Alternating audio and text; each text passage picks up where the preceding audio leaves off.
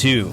A Filipino made the first karaoke Yes! machine. Yes! What is up, YouTube? Welcome back to my channel. Today we are going to be watching and reacting to this amazing video by Brightside. It's called 14 Reasons Why the Philippines is Different from the Rest of the World. I'm Mark Lamaco, and this is the Life of Mark. Wow. Yes, like a Philippines. What if I told you there is a country where over 175 languages are spoken?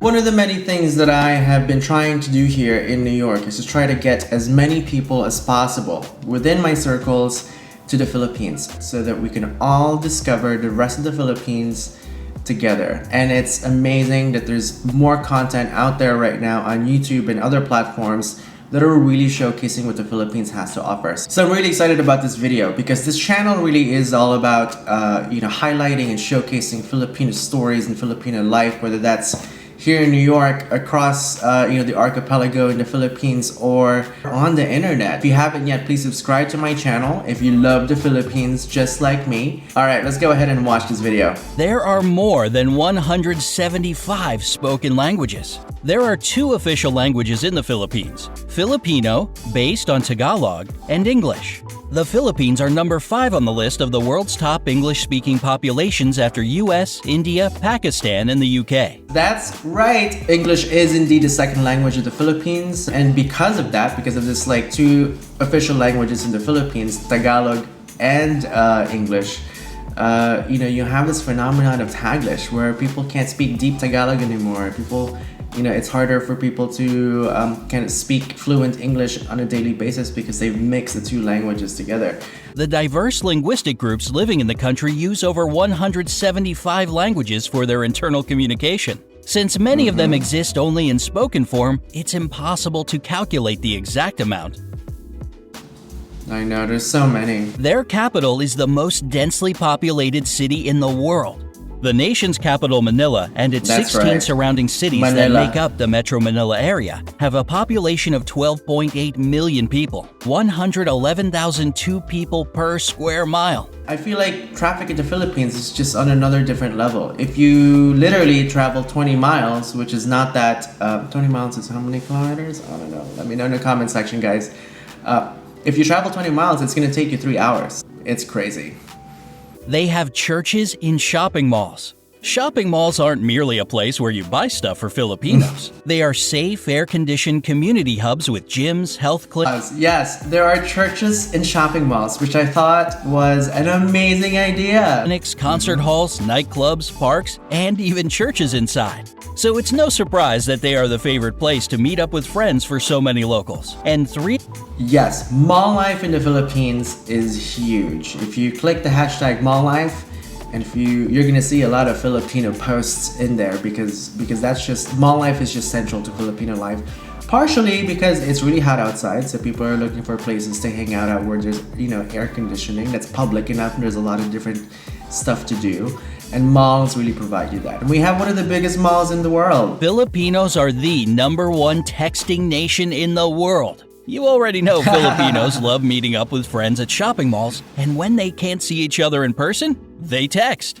In the Philippines, what's funny is not everybody has laptops or computers. The internet cafe culture is still very alive and well in the Philippines, but everybody got mobiles first. So in the 90s and in the 2000s, this was like the mobile boom in the Philippines. So instead of computers booming in the Philippines, the mobile technology boomed first. And they have a unique form of transportation.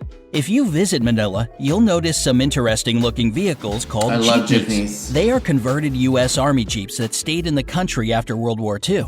There are about 50,000 jeepneys in Manila. So, very similar to the tuk-tuk in Southeast Asia, jeepneys is also what defines Filipino culture. There are 2 major problems with jeepneys: safety concerns and pollution. They produce huge amounts of black smoke. What's interesting is there's been kind of a new a new movement in the Philippines right now to green all the jeepneys and the buses, and that's been happening over the past couple of years. And I think we're gonna see the jeepney image change over the next 10 years after this program has been fully implemented to switch over to something more sustainable. One of the islands has more volcanoes than towns. The Philippines are, without a doubt, a super scenic location.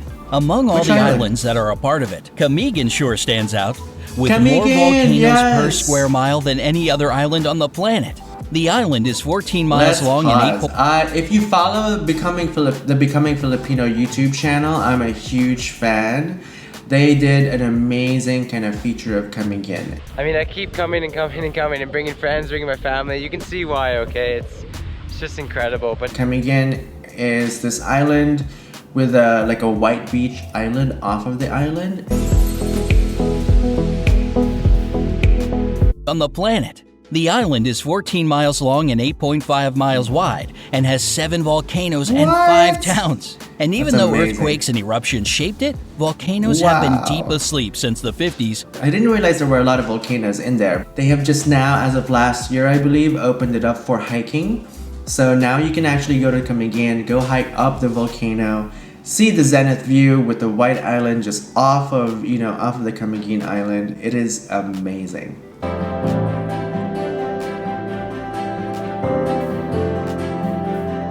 Their national flag has a secret meaning. The national flag of the Philippines has 2 bands of blue and scarlet, and a white triangle at the hoist with a yellow sun and 8 rays, each of them standing for one province of the country. I knew that. The yellow stars stand for the 3 largest island groups, I knew that. Luzon, Visayas, and Mindanao. What makes the flag really unique is that it can be reversed to declare a state of war. I knew that. Boxing directly affects crime rates in the country. Filipinos love boxing and are crazy about their... There are 3 major competitions that Filipinos love to follow, and they are boxing, beauty pageants, and basketball. Famous boxer Manny Pacquiao.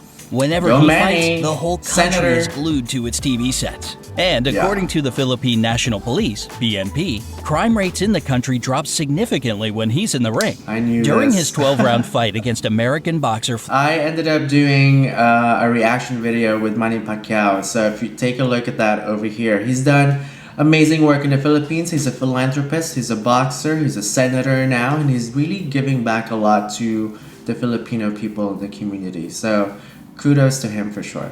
6. A lot of Filipinos work abroad. It might be because of their flexible and reliable character, or the fact that they speak great English as a second language. But more than 11 million Filipinos work abroad. It's around 11% of the population. Yes, so there's a lot of Filipinos who work abroad who are still Filipino citizens, and then you also have the Filipino diaspora who have become citizens of other countries. And I'm not sure if I'm part of that diaspora, if I'm counted as part of that 11 million Filipinos who work abroad. I think those are just what we call in the Philippines as overseas contract workers, OCWs. And a quarter of all overseas nurses in the world come from the Philippines. What? Really? 5. Wow, I didn't realize that. As many of you guys know, my mom's a nurse. And right now she's in New York City treating COVID patients. So kudos to her. She's such a hero to me and everybody else who's, at the front lines of COVID. Their rice terraces are the 8th wonder of the world. Banawa rice terraces are the oldest in the world and were so smartly designed that they still bring a harvest of rice and vegetables, most of which get exported. And it is believed if all the terraces had been built end to end, they would stretch halfway around the world. Yeah, today, these places bring the... If you haven't seen Avengers Endgame yet, the Philippine rice terraces have been featured in that movie. It was such an amazing scene, guys. Or, they produce a lot of coconuts. For years, the Philippines had been the #1 producer of coconuts in the world. What? And even though the leader... Pause. I didn't realize that the Philippines is the #1 producer of coconuts in the world. That is ridiculous. Growing up in the Philippines, I've definitely drank and eaten a lot of coconuts. So, but... Wow, okay. That's new news to me. Ship now belongs to Indonesia. 153,532,000 tons per year is still an impressive number, isn't it? 3. The first European to visit the Philippines was Ferdinand Magellan. Ferdinand Magellan was killed in the Philippines by a Filipino hero that we call Lapu-Lapu, because they fought off the Spanish invasion, at least the first time that they tried to invade, and that was when Magellan was killed on Philippine soil. 2.